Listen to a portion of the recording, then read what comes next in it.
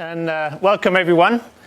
As Lisa just told you, this is the electrical and computer engineering session, so I welcome you here on campus on behalf of our department. My name is Volker Nock. I'm one of the lecturers in the department.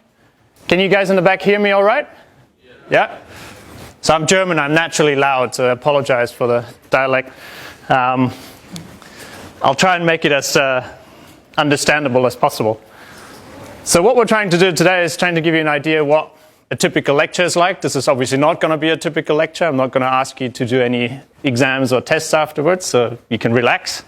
But just to give you a feeling what it's like to be a student in engineering or at Canterbury.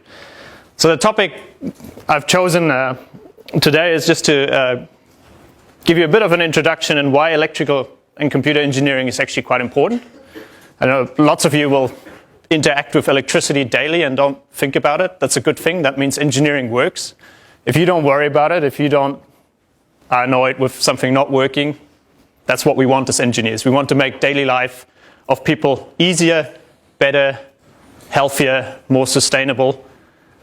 You know, all of you get up in the morning, you press the button and the light comes on. Does anyone ever wonder why, how it does that? No, no one ever does, because it mostly works. The times when it doesn't work is when you start wondering what is actually going on. How does the electricity get to the city? How is the electricity generated? What can I do if there's no electricity? Challenge you guys to do a few days without electricity. It's actually quite tricky these days. So yeah, just a funny picture. Every one of you probably has one of these. I've got one of these. You'd be surprised how similar these phones are to us. A lot of the things that are inside this phone that you use on a daily basis are things that are inside your body already. Nature's got, or has had millions of years, billions of years to perfect the different sensors and different actuators that we have in our body. And we're trying to replicate it in things like smartphones. And you'll be surprised that your body actually runs on very similar physical principles. So your body runs on a lot of electricity. We don't usually realize that unless our body gets charged up and we zap each other when we touch each other or when we get out of the car. But basically your brain and everything else uses electricity to measure things, process data, and actually even to talk. So when I talk to you, some form of electricity has gone on in my head and has made my brain produce some words. And then I've got an actuator, which is my mouth, to actually produce the sound. So I'll just show you a few examples of where you can say this is exactly what is in the phone and this is what is in the body, just to give you a bit of a motivation why knowing about electricity is actually quite important. So as I said, so normally when I start my lectures, I introduce myself. So we usually have, we lecture about a term that's several weeks. So you see the students the first time. I introduce myself. So I'm a lecturer in electrical and computer engineering. If you want to come and see me, I'm in room 433 in the Von Haas building. So my door is always open. Come and ask questions. Write me an email if you want to know more about the things I talk about here. My background is in micro and nanotechnology. So electrical engineering encompasses a lot of things. Obviously power, how to generate electricity, but also things like how do we build computers, microelectronics, how do we build robots, how do I get my scooter to be electrical. But yeah, at this really small end, we're doing what we call micro and nanotechnology. So we're trying to reduce the size of sensors. You all think about when you turn your mobile phone to the side, it knows exactly if it's upright or not. So there's a tiny little sensor in there that tells the phone, is it upright or not? When your car crashes into someone else's car, there's a little sensor that tells it that, and that inflates the airbag. So there's lots of these tiny little sensors that we make using micro and nanotechnology. Micro really means 10 to the minus 6 meters. Nano means 10 to the minus 9 meters. It's just a size scale. It's nothing else. But there's a lot of technology, and usually you need some quite fancy and clean equipment and facilities to make these devices. I'll show you an example of what we do here at Canterbury. We have one of these labs here. So just to get you started, so I'm asking you this question, what do you think, or what you and your cell phone have in common? You don't usually think that you do have a lot in common with a black box like this. I certainly can't sing as well as my phone can sing, but you'll be surprised. So much more than you would ever think. And I hope after this lecture I can I've convinced you a little bit that you're actually very similar to your smartphone. The most basic thing is that both of them depend almost entirely on the electric force to make things work inside the phone as well as inside your body. And you use electric currents to make things happen. So if your phone vibrates, it's because the battery has applied an electric current to a little motor that then vibrates the whole phone. If my brain wants my body to move, it tells via electrical and chemical signals my muscles to move. So same thing, uses electric currents. So yeah, it's definitely worth looking at electrical engineering because most things are driven by it. So yeah, you take a modern smartphone. What inside that smartphone is actually very similar to what's inside you or any human being. So say things like your smartphone has a camera, and these are quite amazing cameras these days. We used to have a camera just this size, would do nothing else but take pictures. Now we have a phone that has a tiny little camera attached to it. But what that camera does is basically converts light that comes in via a microelectronic sensor into electrical signals that then turn up as a picture on your screen. What would do the same thing in your body? It's a pretty simple question. It's your eyes. Yeah. So your eyes do exactly the same thing. Light hits your eyes. There are a few sensors in the back of your eyes that turn that into some form of electrical information, and that gets transmitted to your brain. And your brain is the little processor that you have in here as well, that then turns it into an image. So we've got one thing, we've got a light sensor. We're so used to it. I mean, you know what happens when you turn blind, it's pretty desperate. If you grow up without sight, people can get used to moving without sight, but if I close my eyes now, I'm going to be in trouble. I don't know where I'm going. So we're quite reliant on that. And it's all being done using electricity. So that was an easy one. Sound, we see that's another easy one. Your phones will have some form of little microphone, usually at the bottom. Some of them have two, so you can hold it in both directions. Again, it will be a very tiny little component that converts, in this case, pressure or changes in pressure. So when I speak, my mouth generates pressure waves and they come to your ear. Gave it away. So in the human body would be the ear. So your ear would translate that pressure wave into an electrical signal that then goes into your brain and gets turned into words. You're starting to realize the brain is quite important. The brain does all the processing. But yeah, if you look at it, what we have in these devices is we basically have these tiny little membranes that we can make now. They're thinner than a human hair. And we can put little pressure sensors on top of these, so when the membranes vibrate, they turn that into an electrical signal. And that's very similar in a way to what your ear does. In your ear, you have some very small mechanical components, little bones, that vibrate according to the frequency of the sound that I'm talking to you or the music that you hear. So if you look at your ear, you can zoom in. There's some really fascinating little structures in there that have just developed. So no one has designed these. They've just developed to a precise way. Whereas we're still spending quite basic technology on this. We're still not anywhere close to what your body can do. But we're certainly copying a lot of things that your body does. So that's something you come across in engineering a lot, is what we call biomimetics. So we look at what nature does, we look at what animals do, we look at what humans do, and we try and produce artificial systems, be them mechanical, electrical or not, that do a similar thing. So we don't have to always invent everything new. Quite often we can just copy. We're quite good at copying things from nature. Okay, so you're all used to the fact that, yeah, depending which way you turn your phone, the screen will turn. So something in the phone will need to be able to tell which direction it's facing, what angle it's at. And that's very similar to the devices that we use to measure whether a car has crashed into another car. We call these accelerometers. So they measure acceleration with certain axes. So you can measure usually you've got 3 sensors, one for each direction, and you can tell which angle the phone is at. You want to guess what in your body does that? So I can stand up straight. There's people that can't do that because their feeling of balance is not very good. Does anyone know which organ in the body does? Like your ears. Yep. So the ear turns out, does not just do sound, it also does balance. So if you have problems, if you have a tinnitus or something, you've got sensitive ears, people get very sensitive to being off balance as well. So whereas these sensors here that we make are very complex little mechanical vibrators, and as soon as you tilt them, they vibrate at different frequencies. In the ear, you have very similar little mechanical vibration devices. So you can get yourself quite lost when you lose that ability. It'd be surprising how you're used to being able to know if you're standing upright or not. But if you don't have that feeling anymore, it is really awkward. Your phones obviously can detect force as well. You're all using the touch screen to input data, to write, to draw. And what it does, it's on the surface of the screen, it has, again, a film that's sensitive to how hard you press. The early screens would just measure, do I press or not? So it can just detect whether your finger is there or not.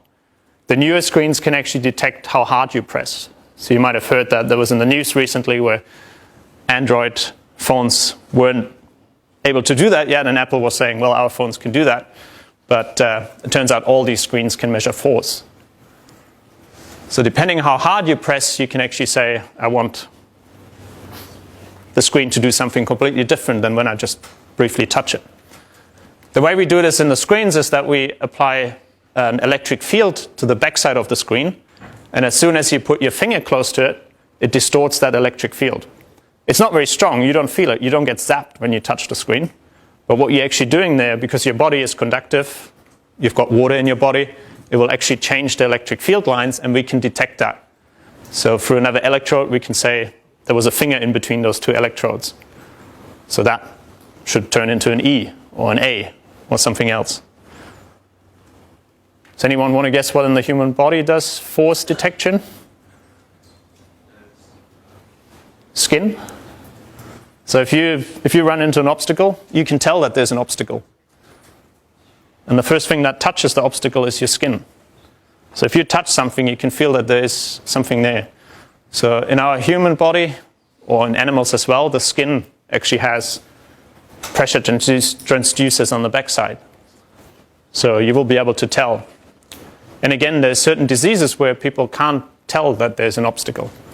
It's quite important to find out, what's going wrong there. But what happens with the skin is, again, the sensors or the skin turns that into an electrical chemical signal that goes to your brain. And your brain goes like, oops, wait a minute, there's a table in front of you, or at least something solid. You can't go any further, so it tells your muscles to stop. You do that automatically, you don't think about it. But again, it's an electrical signal that comes from your skin and goes to your brain and gets processed and tells you to stop. You all know that your battery in your phone is never big enough, so you have to have some form of energy source. So that's not really a sensor, but that's what keeps you going in the phone. And there's certainly a lot to be improved in these phones. You get about a day or 2 days worth of use out of it. You think about how long you can operate your body without putting any extra energy in. It's not that dissimilar. You certainly get really hungry after 2 days. But yeah, think about what in your human body would be equivalent to the battery. And it turns out you have that whole digestive system that does that. So that turns food, which is basically chemicals, into useful materials that you can then in your body turn into energy, which quite often is electricity as well. So your body doesn't run completely on electricity, but some of the chemical reactions that are going on actually do generate the electricity that your nerve cells use and your brain uses as well. So again, very similar to the phone, there's something in your body that is an energy source or an energy storage device. If you have a full stomach, that's equivalent to having a full battery. On these phones, if you've ever opened one up, and I don't always recommend that, but certainly if you have an old one, it's really worth opening it up and seeing what's inside. It's not just a black box, there's actually a lot of things in there. You usually have a plastic board that has all these little connections on it. So you've got a central processor, you've got your camera, you've got other things. They need to be connected. What we use in electrical engineering are printed circuit boards. So they've got conductive traces on the surface that connect the different parts. And again, in your body, you have to have something that connects your senses, like your eyes to the brain, your leg muscles to the brain. So you have to have something that provides control and connectivity. And again, that shouldn't be a difficult question. You already probably talked about this in biology, but you've got your nerve system. And your nerves actually run to a large degree on electricity. So you've got these tiny little wires that go through your whole body, all of them, or most of them, ending up in the brain. So that's very similar to these wires ending up in the processor being your brain. So if down here, and if something is detected, it travels all the way up to the spinal cord and then all the way up into the brain. And then the brain says, well, need to do something.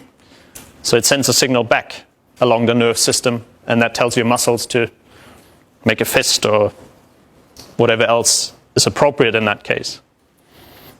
So you've got a whole electrical control system inside your body. Now, I've mentioned this already. Your phone has one central piece of electrical circuit, an integrated circuit, that controls it, that does all the processing. You could call it a brain. It's usually only as smart as the person that has programmed it. But it takes all the input from all the sensors, your cameras, your light sensors, your touch screen. You could have anything on that phone, and it turns it into something useful that we can understand. Human body, it's the brain. So we're so used to the fact that if we just look at something, it makes sense. I look at this door and it is a door. I've got that knowledge, stored data in my brain that tells me, well, something that looks about that shape and that size should be a door. It's not obvious. You have to learn all that. And the processors have to learn that as well. So if you think about, if you have heard the term machine learning, a lot of these approaches are that we try to get the robots to do things by themselves. They can't do that unless we teach them how to do it. Because they don't have the years that you've spent as kids trying to open doors and learning along the way. We actually need to teach the robots that as well. And they need to store that information in some way. So the brain or the processor in that way are very important components. If you look at some of the newer devices at the moment, they have about 2 billion transistors. So transistors are little switches that switch on and off electrical signals. I think NVIDIA a week ago came out with a new graphics chip that has about 15 billion transistors on it. Those transistors are roughly 100,000 times smaller than a human hair. And we can make 15 billion of them working in tandem. The thing is, if you look at the brain, we're just not there yet. You have about 100 billion, depends who you talk to, depends how old you are, whether you're human or not, but roughly 100 billion neurons in your brain. So we're about 10 times away from what we can build in terms of just plain switching capability that the brain has compared to the processes that we can make. So there's plenty of work for you guys. And it's certainly a very interesting field to be in terms of developing these devices. The smallest building blocks, as I said, is currently what we call these FinFET transistors. So they've got a little fin. The current can go through here, and by applying a voltage to the gate, you can switch it on or off. It's like squeezing a hose. Either you let the water come through or not. And that's the smallest building block that we use in electrical engineering. They're tiny. They're about 10 nanometers at the moment. So very close to the limit of what we can do with single atoms. And in the human body, it's slightly larger, but if you want to put an equivalent in, it would be something like a neuron. There's obviously a lot more chemistry going on there. It's not just electrical engineering. It's converting molecules, and these molecules have charges. So it's a little bit more complex, but the basic building block in the brain would be the neuron, and the smartphone would be the transistor. What have these two in common? Well, I hope you have sort of picked up where I'm getting at. Both of these depend almost entirely on the electric force and use electric currents to make things happen. So you're actually very similar to your smartphone in the way you operate. The cool thing is that transistors as well as neurons can be described in electrical engineering by some very fundamental equations, just 4 of them really. You could drill everything down to these 4 equations that you might have heard in physics, Maxwell's equations. It was, James Clerk Maxwell discovered those in the 1800s. And it turns out you can describe neurons as well as transistors with these. You can describe anything. So we have got some very simplified equations. They might seem weird when you hear about them the first time, but if you realize that pretty much everything in that area you can describe using these equations, it's pretty beautiful. I'm not going to bore you with these equations. I'm going to show you in the end just a few things that we do in electrical engineering. So you don't just use electric force to make phones or your body operate, but you learn quite a lot of interesting things when you study engineering. So what we have here at Canterbury is what we call a high voltage lab. So you learn all about how is power generated, how is it transferred from the power station to the cities, how do we use it when it gets to the cities. There's an example where the students build what we call Tesla coil. So you've got a little high voltage arc here that you can modulate music onto it. So there's no loudspeaker, it's just the vibration of that high voltage arc that does that. So you learn how to build things like that. Might not be very useful, but it's certainly a really cool application of what Tesla discovered back in the days. The other thing that you might not think about when you talk about electrical engineering is that we do things like rockets. So we've got a big research group that looks at how to control rockets. So we're not making electrical rockets, but we're making the control systems of the rockets. So Chris Hahn's group, they regularly go out and launch rockets out in Birdling's Flat. They're some of the world's best control systems that they generate. So these rockets, they can control the path of these no matter how chaotic the wind is around them. And for that, they need very fast microprocessors, and then they can steer them and control where they're going. So they're very close to launching one up to several kilometers soon. And you might have heard of Rocket Lab in Auckland. They're actually building commercial rockets now in New Zealand, and they're going to launch satellites from here. So that's something you might not think about when you think about electrical engineering. The other things you can learn here are, for example, how to make solar cells. So you might all be aware that we're in trouble with oil. Oil is going to run out at some stage. So as one of the courses that we do here, you actually get to make your own solar cells. So you start with a silicon wafer, which is a piece of ultra pure sand, same material that we make the microprocessors on, and you actually learn and make these cells yourself. At the same time, we teach you things like how you can make, for example, flexible solar cells. So while these ones are quite nice, they get really high efficiency, they're quite difficult to put on roofs. But if you can make something like this, and this is a solar cell as well, you can actually coat surfaces of buildings, roofs, everything, and generate renewable electricity. So those are the sort of things we do in nanotechnology. Or something very popular, obviously, is robots. So a robot certainly is a little bit of mechanical system as well.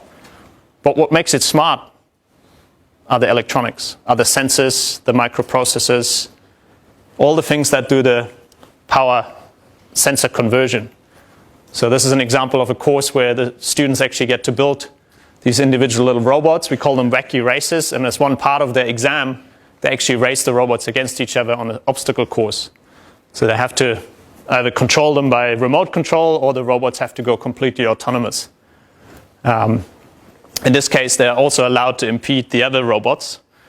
They can put contraptions on their robots and try and destroy the other robots if they want to. So it's a lot of fun. To give you an idea what you end up working in, just in the end, some of the projects that our students then work on, they usually work on with companies. So the final year projects tend to be about a year long in your final year. And you get to work on real commercial examples. So we've had students working with Trimble, a company here in Christchurch. They're putting UAVs on their diggers so that you can have a view of the construction site. You have that UAV not just flying free, but you have to attach it with a wire so that it can fly indefinitely. It doesn't need charging. So the students are just developing those systems. We've had students working with dynamic control. So people in wheelchairs, they can actually control them using their smartphones now. So you can drive the wheelchair around. If you're in the bed and you want the chair to come to yourself, you just use the phone to get it to come to you. You obviously have to think about security. You don't want someone else to hijack your wheelchair, so you have to think about computer security as well. You're working on X-ray, colored X-ray, so you can tell the difference between different materials. Or you can figure out where firemen are in buildings. That's not a trivial problem either. So Tate Electronics, our students have worked on systems where they can actually determine where the firefighter is in the building. So you can see if they're still alive or not. So very, very interesting, very practical problems. So if you want to find out more, come to our department, come to our website, have a look. We certainly love to see you again. Good money to be earned in electrical engineering. And it's a lot of fun as well. So I recommend you have a look at some of these, do some recommended reading. So thank you.